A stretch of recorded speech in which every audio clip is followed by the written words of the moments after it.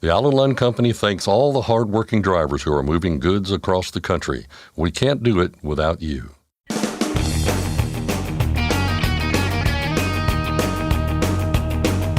OOIDA, representing America's truckers since 1973, presents Landline Now with your host, Mark Redding.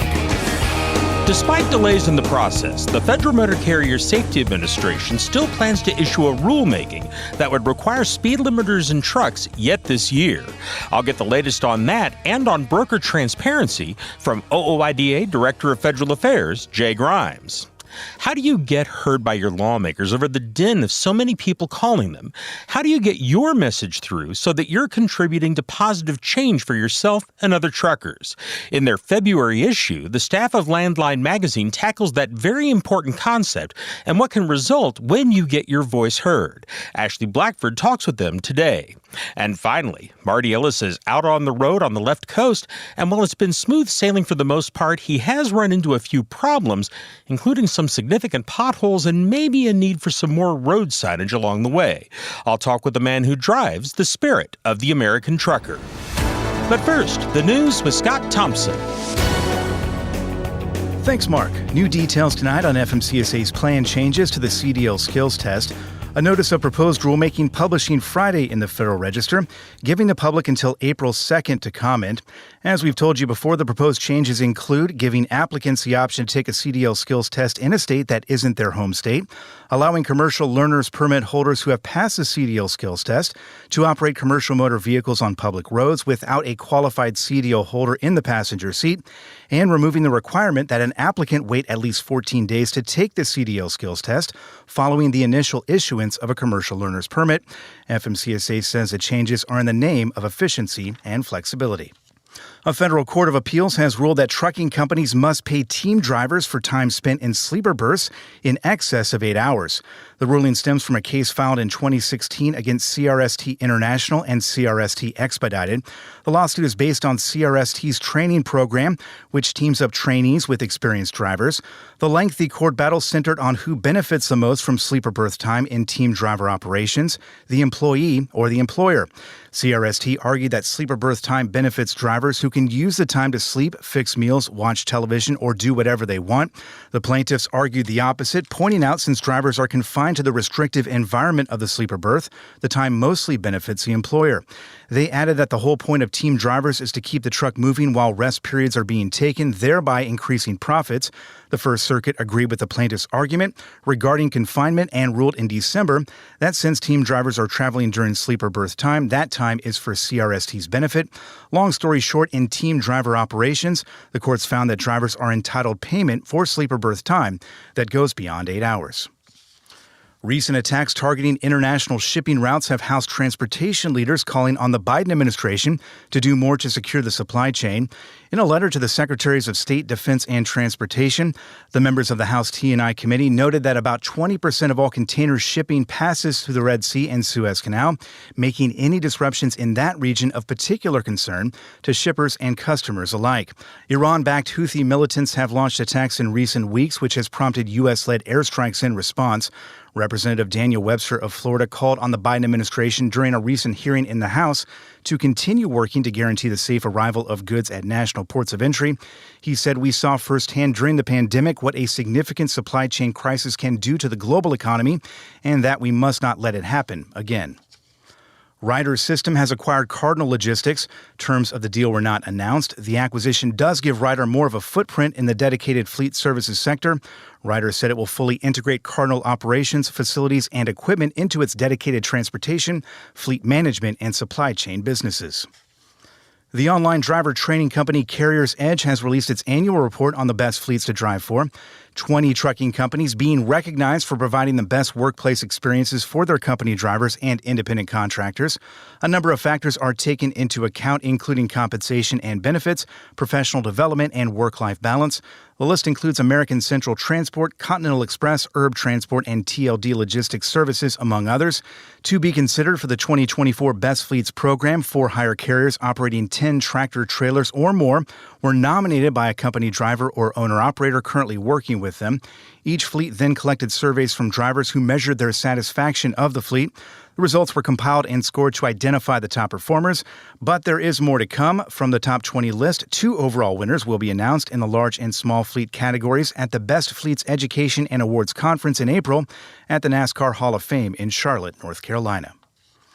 Canadian border officials are touting a drug bust they say is the largest seizure of narcotics ever made in the prairies. Canada Border Services Agency announced this week they busted a 29-year-old truck driver in mid-January for trying to transport nearly 900 pounds of methamphetamine at a port of entry in southern Manitoba.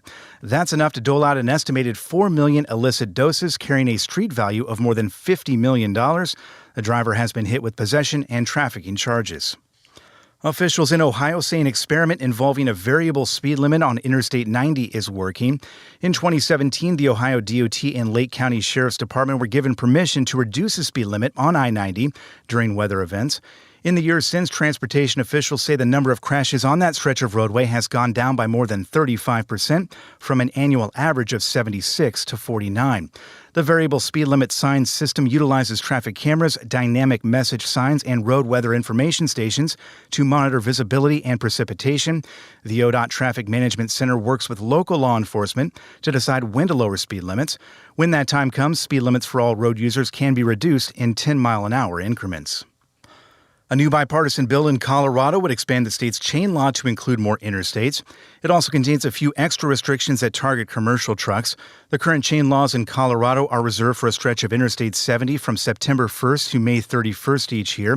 Senate Bill 24-100 would expand the chain law requirement to Interstate 25 and any interstate, U.S. highway, or state highway west of I-25. The bill would also allow the Colorado DOT to set up speed limit enforcement zones for commercial motor vehicles on I-70 in Glenwood Canyon, including higher fine amounts for offenders. Heavy trucks would also be banned from left-lane travel on I-70 between Glenwood Springs and Morrison, except when passing. For a rundown of the chain laws in Colorado or any other state you may pass through, we've got a full breakdown at landline.media under the Resources tab. And finally, kudos to a couple men in Iowa who came to the aid of a trucker who found himself in a scary situation recently. The Iowa DOT tells the story in a blog post. It happened in late November on US 20. Chris, Glenn, and Jared Ratsky were on their way to wish a coworker a happy retirement when they noticed something out of place off the road in the distance. They decided to investigate, and when they got closer, found mangled pieces of a tractor trailer hanging from a tree. The cab, still attached to the trailer, was rolled on its side. That's when they heard the cries for help. Someone was inside. Glenn and Ratsky called 911, and while they waited, started ripping down tree branches.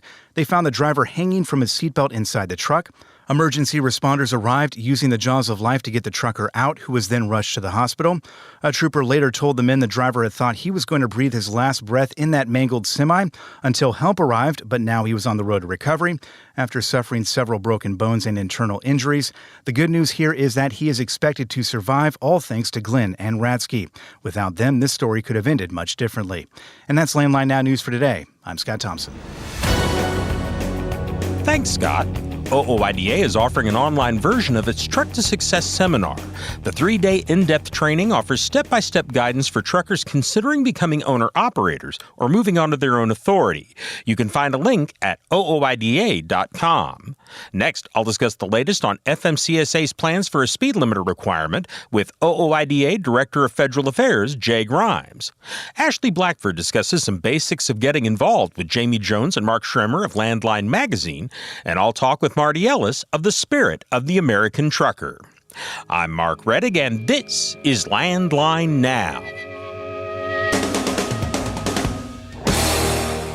Thanks for listening. Be sure to like and subscribe. If you want more content, go to landline.media to get updated news, information, and archived editions of our show. Once again, that's landline.media. Capital Reman, your leader in remanufactured diesel engines and components, is celebrating its 10th anniversary. Let us help you avoid costly downtime and repairs by visiting capitalreman.com today. Use code OOIDA10 to receive your member benefits. Stock up on Howe's Diesel Treat, the nation's most trusted anti-gel. And to be safe from the harshest winter conditions, make sure you have Howe's Diesel Lifeline on hand, the fastest-acting gelling rescue product. Available nationwide, Howe's products are designed to keep you rolling through the toughest conditions. Visit howesproducts.com. Attention professional drivers, are you behind on your tax filings? You owe money? Integrity Tax Relief Group frees drivers from IRS trouble. You watch the road, we'll keep an eye on the IRS. Call now. 855-976-4291. Buckling up keeps everyone safe on the roads. Learn more at www.sharetheroadsafely.gov. Paid for by FMCSA.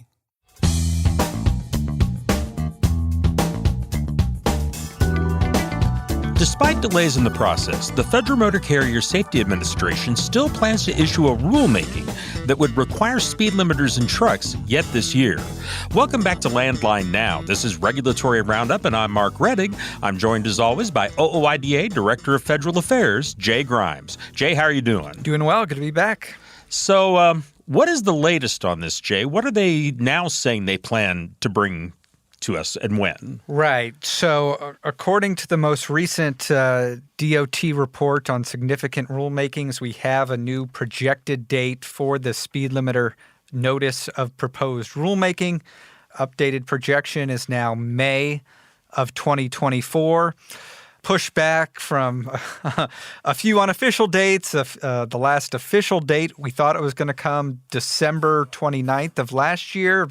That came and went, and now we've got a new date to look out for. So kind of continue to wait and see what comes next with the speed limiter proposal. Considering that we've already skipped some dates on this, how seriously should we take this new date that they're projecting? Yeah, I think it's going to be kind of, cautious skepticism. Hopefully, if it were up to us, up to a whole lot of truckers out there, this rulemaking would never get released, as we saw in so many comments back in 2022.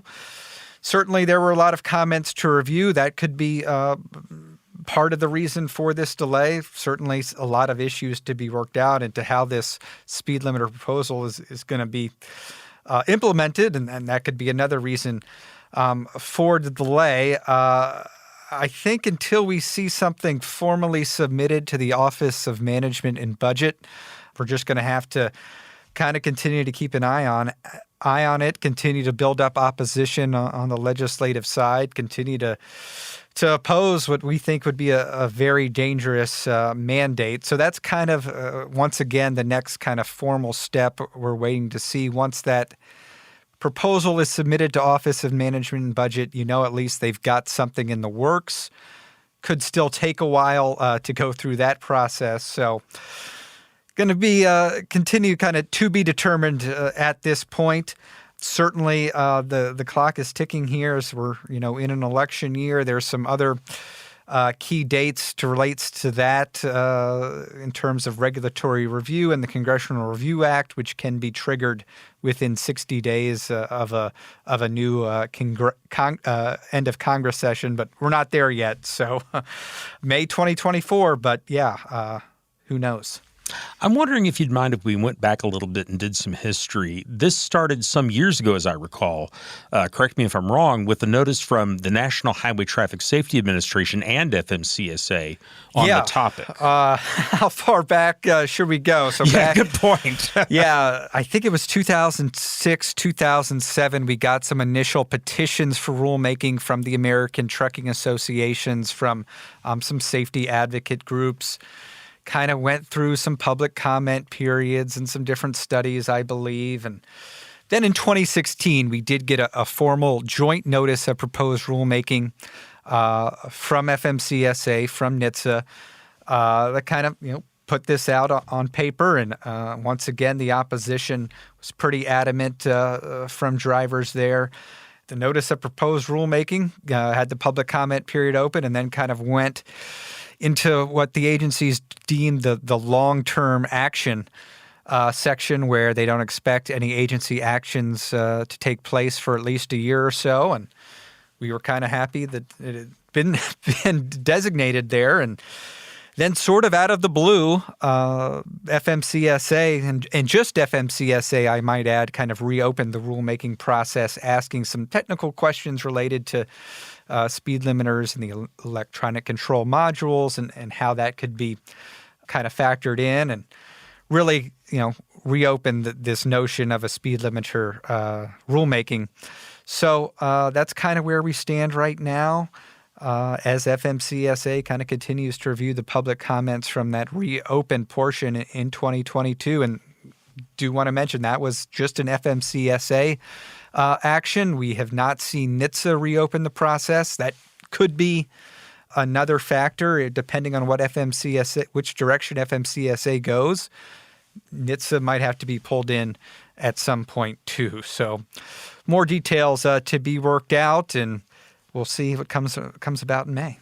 And of course, that last action that they took was where we got that flood of comments, I think 15,000 or That's so. right. And I wanted to ask you about this for some time. I know the agency says they have to read and they have to consider every comment, but I think a lot of people out there listening are skeptical of that and don't think that the agency is listening to them.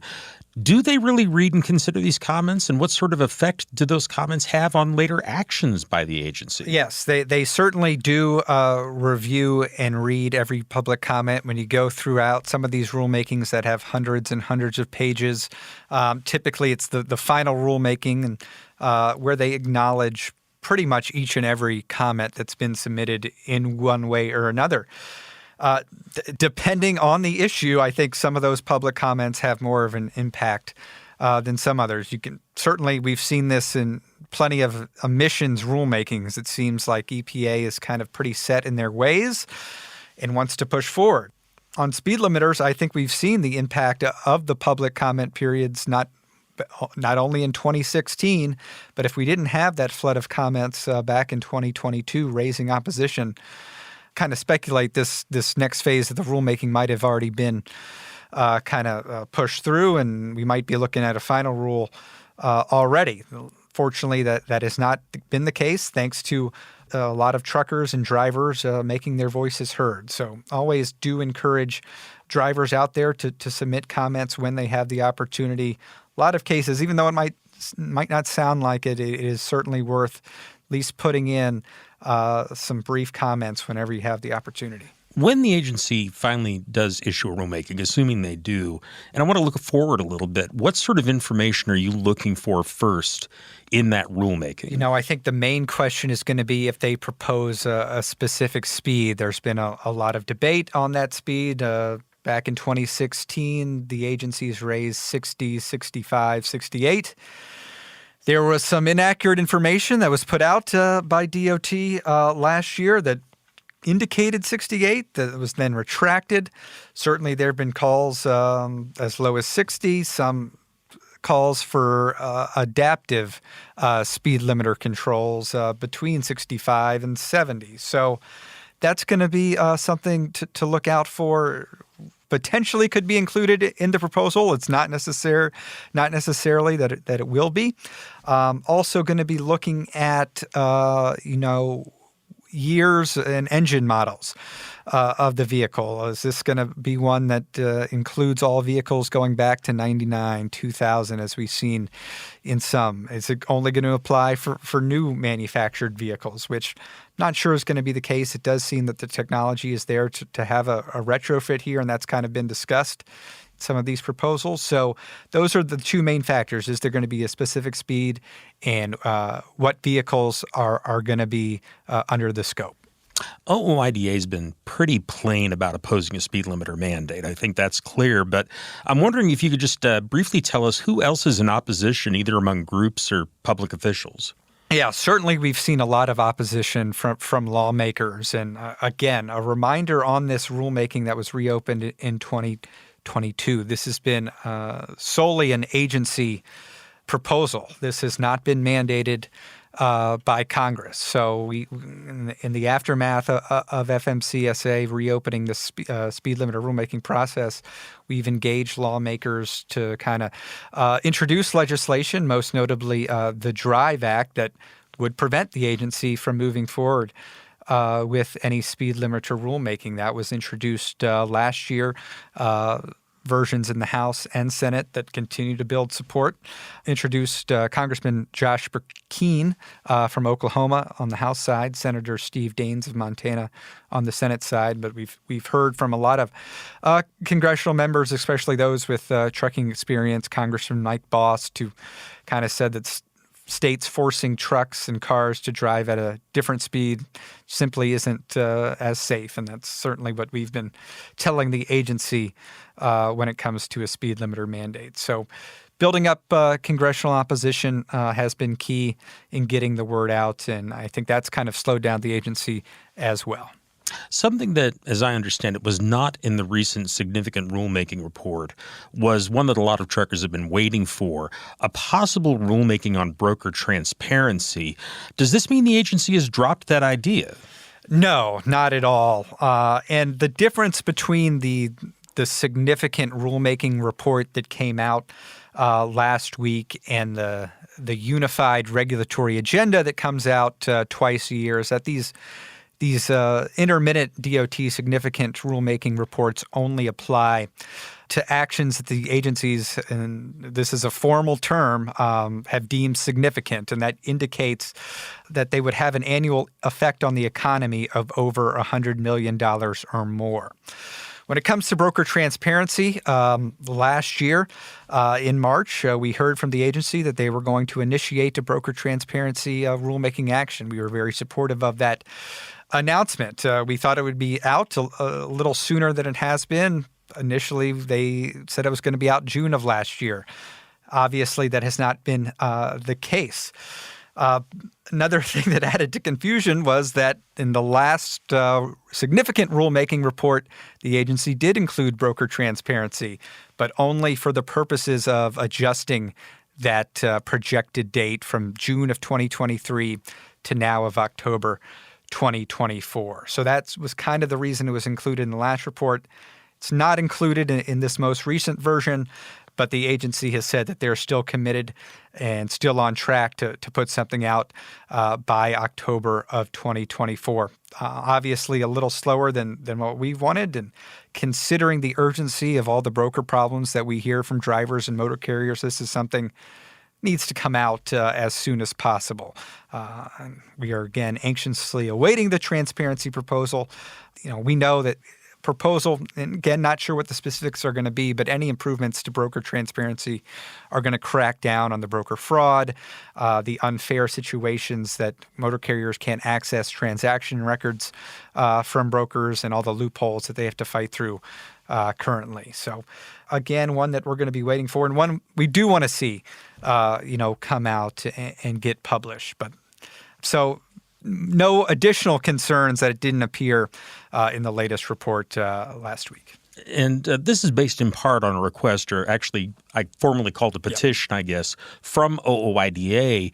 And you've mentioned a few things in there that I think were in that petition. What are some other things that OOIDA asked the agency to do regarding transparency? Yeah, so our petition back in 2020 specifically asked the agency that brokers transmit electronic records of the transaction to motor carriers within a 48-hour period after the transaction was completed.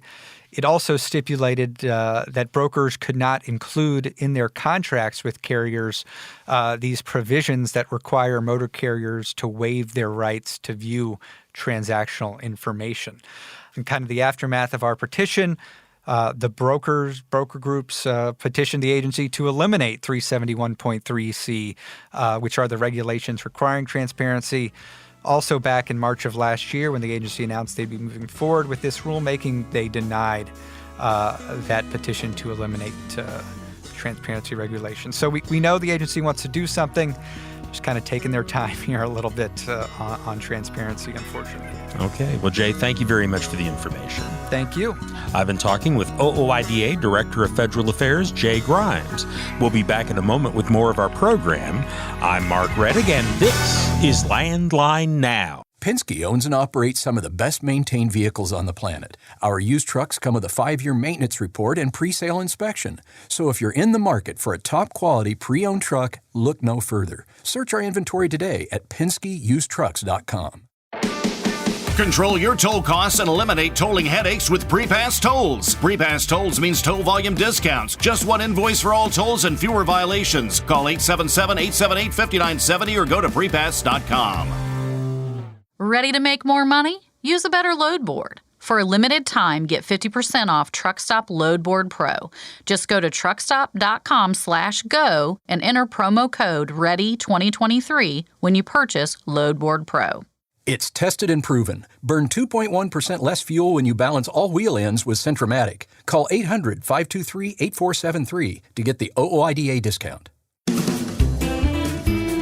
Landline Now, welcome back. It's a new month, and that means it's time to talk about a new issue of Landline Magazine.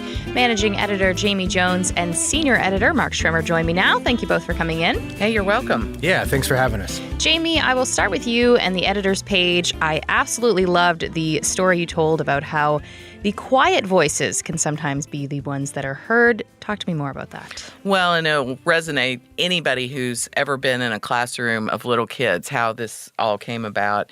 Not to interrupt, I think I've tried this with my kids. It did not work, but you carry on.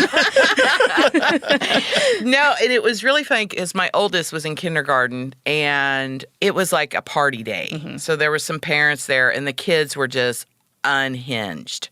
I mean, they were completely unruly. And I'll never forget this teacher, just a very petite lady, very, very small. She rode a Harley, which even makes it, even more. I mean, she was a very unique person. And she wasn't a big personality by any means, even though she rode the Harley. I mean, it just nothing really tracks here. Anyway, I remember the classroom was it was chaos. And she stands up in front of them, and she starts talking very quietly, and the kids kind of all just started shutting down. And they're like looking at her, trying to figure out what she's saying. And she was just basically telling them to, they need to calm down and, get in their desks and all this. And it just really shocked me to think, because my personality is to get louder. Yeah. I can call down kids across a crowded gymnasium. I mean, volume was never my problem. Yeah.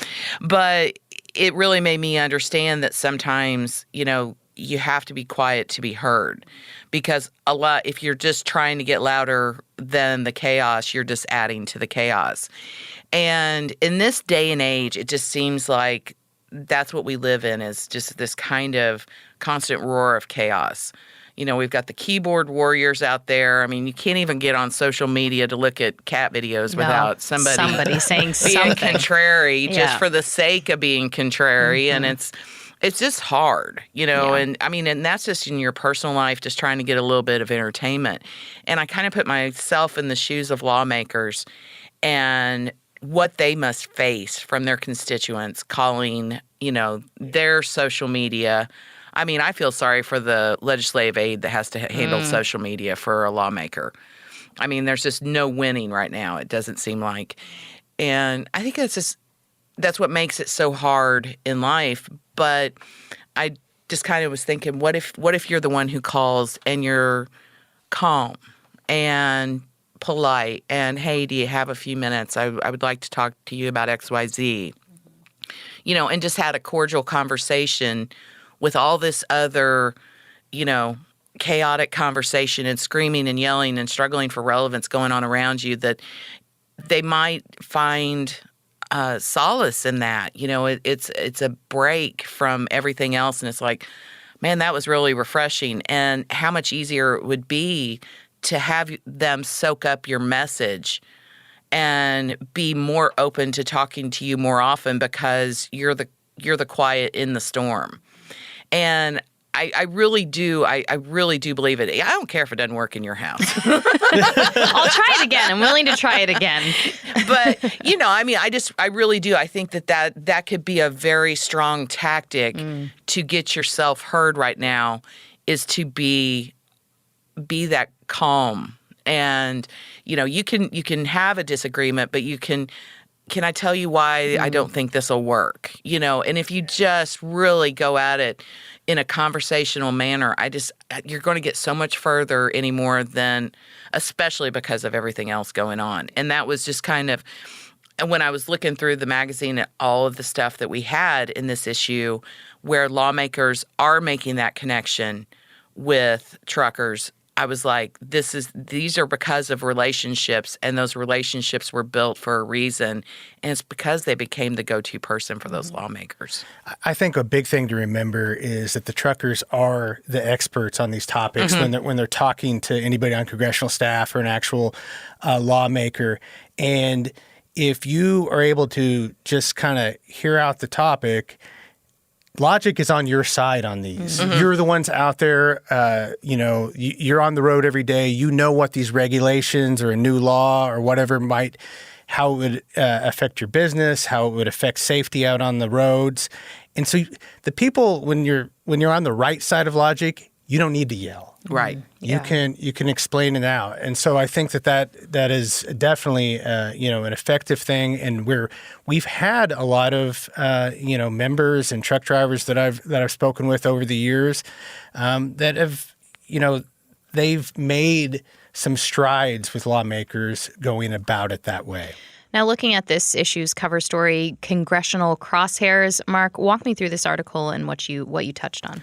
Yeah, and I think this is a perfect example we had. So here recently, there was a House Transportation Infrastructure Committee hearing, and two of the witnesses were FMCSA Administrator Robin Hutchison and NHTSA Administrator Ann Carlson. And either coincidentally or not coincidentally, neither of them are in the post anymore.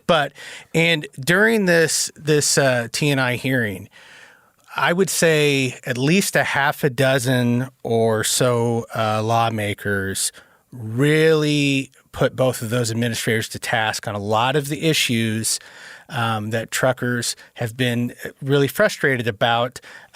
Speed limiters, automatic emergency braking systems, mandates, these type of things. And because of hearing from actual truck drivers, these lawmakers were informed on these topics and asked a lot of tough questions to these agency leaders who, again, I'm not suggesting that they step down because of this hearing necessarily completely, but, there were some cringy moments at times, or at least, you could tell that it was difficult for them to answer some of the questions. Yeah, they were definitely tough questions that did not have straightforward answers and definitely not good answers. And I think it was so refreshing it wasn't just that they were, so many times when you get in a congressional hearing, you can tell the political posturing. That's just what it is. Confirmation hearings are notorious for this. Whatever side is with the administration is going to be kind to the nominee, and whatever side, is not aligned with the administration, they're just going to go hard at them. And it's just, it's out of their playbook. This is how it's going to go. The nominee knows that's how it's going to go. But then you get into a hearing where the Transportation and Infrastructure Committee overall is known historically for being very bipartisan in a lot of their efforts, the parking situation, things like that. Now, obviously they will pick their pet projects that align with their, the pillars of their party, but what it was is these were actual questions framed from a truck driver's perspective and the truck driver's reality. And to watch agency leaders swing and miss more than once. It was bad. One that really stood out to me was Representative Troy Nels out of Texas had a lot of questions about the automatic emergency braking system proposal and was talking about all of the issues of false activations and hearing from truck drivers that these are not working correctly, and how can you put a mandate for a technology that is not 100% and it's not perfected, and they hear over and over from drivers that it's not. And we talk about these being tough questions and them not necessarily having great answers for them. And Carlson basically came back with, this wouldn't be implemented until it wouldn't become effective till 3 years later.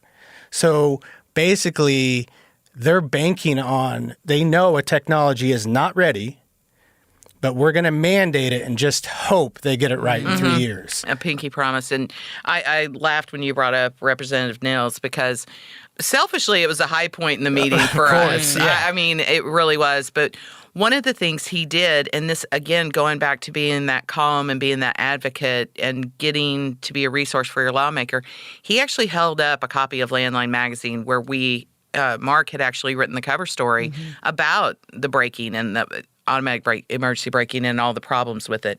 And I mean, he's holding this magazine up to an agency administrator going, have you read it? Do you know about this? And then he's basically citing it chapter and verse.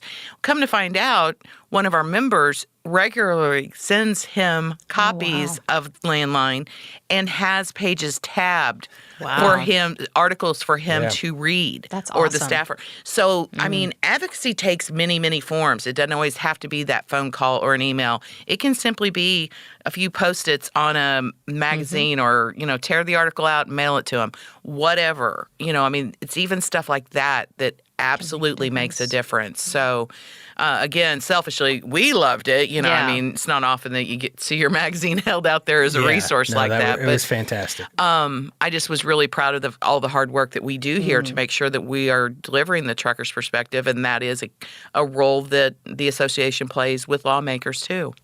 And Mark, lastly, you did an opinion piece on trackers on truckers, really detailing, like we've been talking about, how advocacy efforts can make a difference. Yeah, and like you said, all of these kind of rolled together with that general message that Jamie kind of started this conversation, on.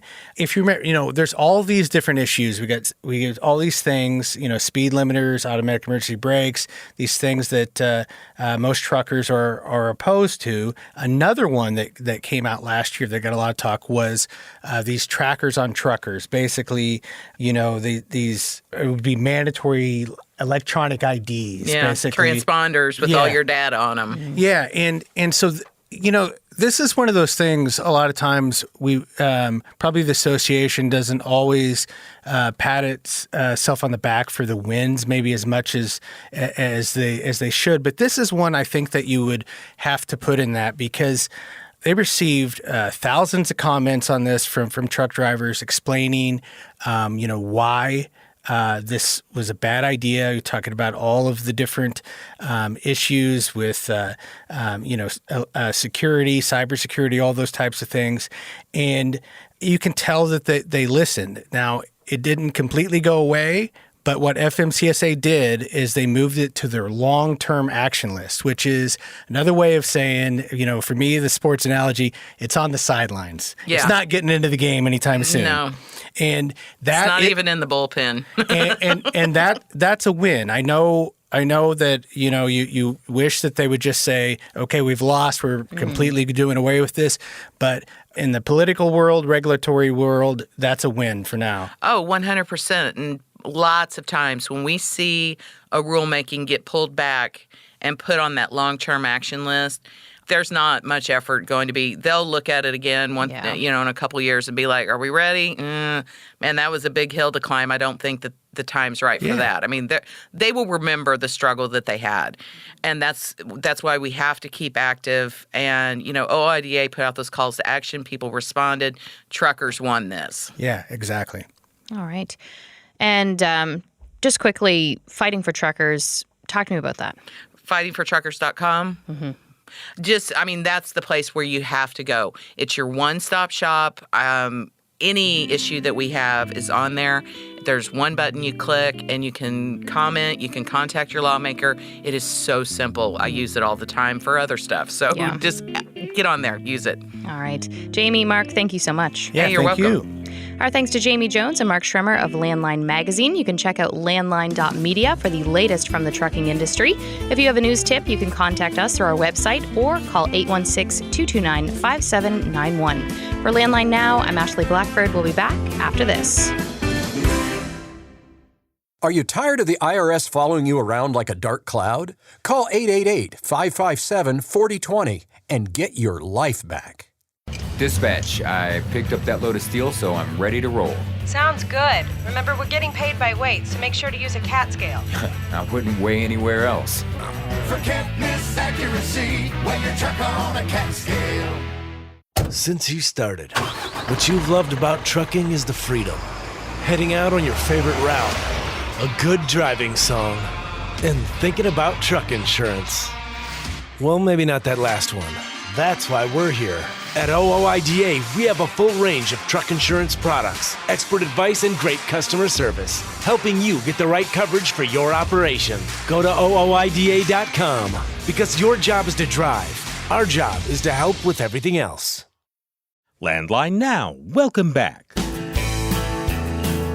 Every week we check in with Marty Ellis, who drives OOIDA's tour truck, the Spirit of the American Trucker. Marty and the Spirit are back out on the road on the left coast, making their way through California. And while so far it's been smooth sailing for the most part, along the way, Marty has run into a few problems out on America's highways, including some significant potholes and maybe a need for some more road signage along the way. Carolina west to Denver, up to Bangor, west to Austin, coast to coast, sea to sea, sail on, sail on. Well, Marty, how's it going? It is going very well, Mark. And you?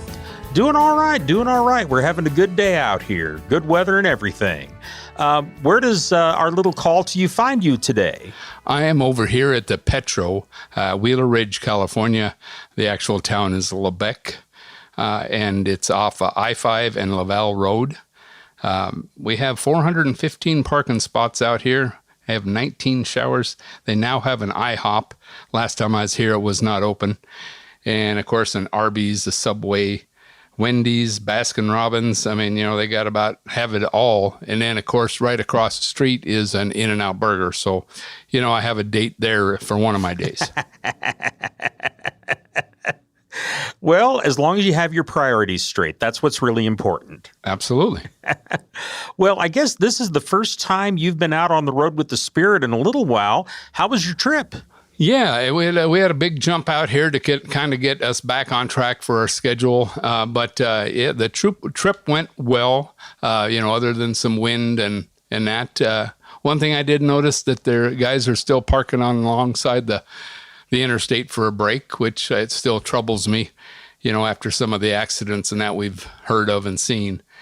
And like to bring that to people's attention that, it might be convenient and it might look good on your logbook, but it won't look very good if there's an accident waking you up. So just kind of think about that a little bit.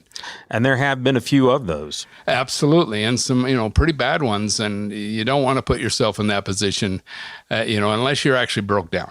Well, I guess you noticed some things about road signage on the way out there. What's up with that? Well, actually, it was my son was bringing me down to the truck and trailer so I could get into it and go down the road. And it was dark, and so I was telling him I like to go the back roads down to 4 states. And I was listening to myself tell him, okay, up here there's a stop sign. You can hardly see it because they don't have a flashing light and they don't have a sign saying stop ahead. And then there's a curve up here. Now, there's no sign that says there's a curve, but there is. And you may be a little confused because of the way the roads are, but just keep that in mind. And over here, they should have a sign saying, hey, signal your turn, but they don't. But if you come back this way, make sure you signal your turn so people know what you're doing. And I just kind of laughing at myself on how I'm guessing a lot of truck drivers think when they're out here looking at some of the ways that our elected officials could work on helping drivers out, not just truck drivers, but all drivers out by signage that would help people to know what's coming up. Yeah, and even if they would just keep up the signage that's out there, because so much of that gets torn up or torn down, and it seems like sometimes it takes them forever to replace it.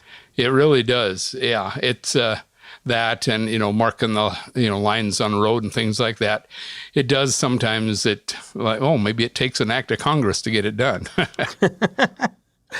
Well, I'm kind of curious about one thing, Marty. Of course, it's pothole season. I've certainly noticed that here locally where I am. I'm kind of curious how the roads have been where you've traveled so far. Well, it's probably a good thing I wear a seatbelt because there's some areas that I think I would have been bounced out of the seat. They were so rough. Some of the areas, and not just, I can't even single out one state because all the states that I went through coming down to California here, every one of them had portions that were just in a really sad state of repair. And it's not only, bad for getting bounced out of your seat, but it's bad on our equipment. Things like they get so rough where you can possibly break things. And I'm sure that the state isn't going to come around and write that check and get your truck fixed for you. And they don't put that into consideration when they let some of this stuff go as far as they do.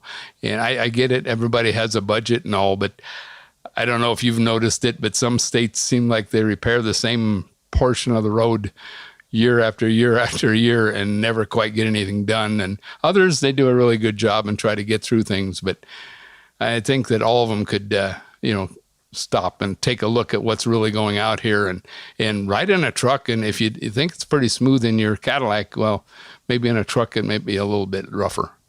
Well, and it sounds like you've run into some of those that were big enough to actually cause damage to a vehicle, which is a little bit concerning there.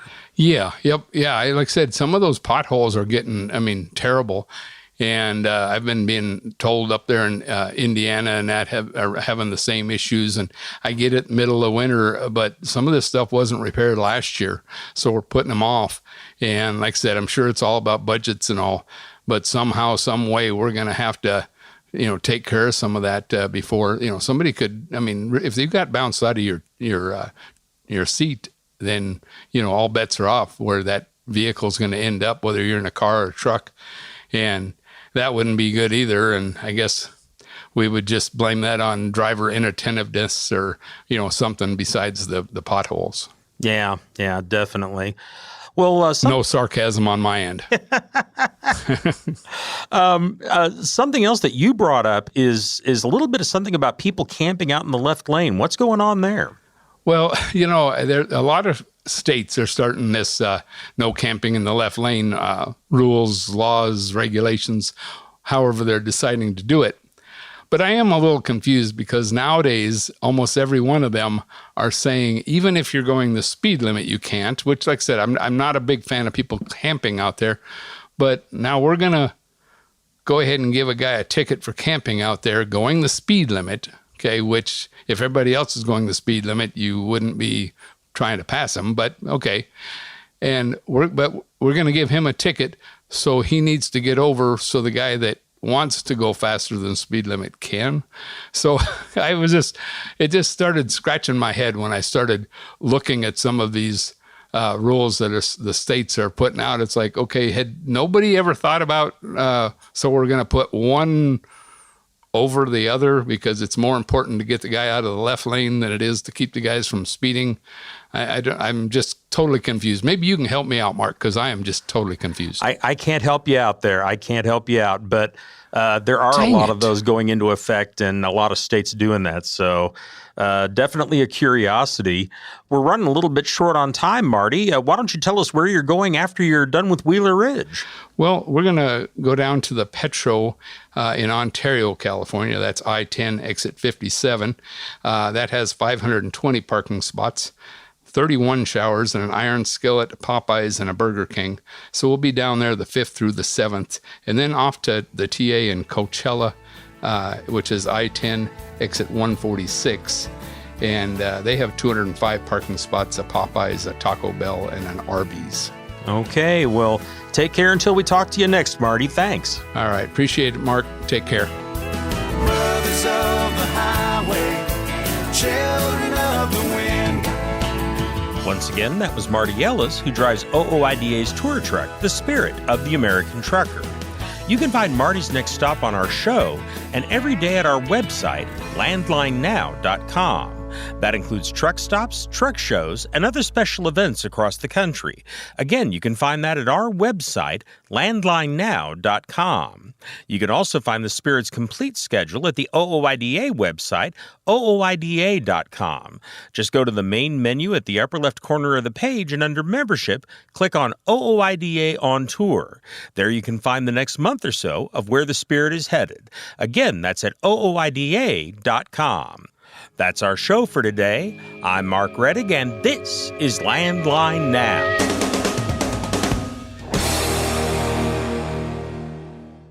Thanks for listening. Be sure to like and subscribe.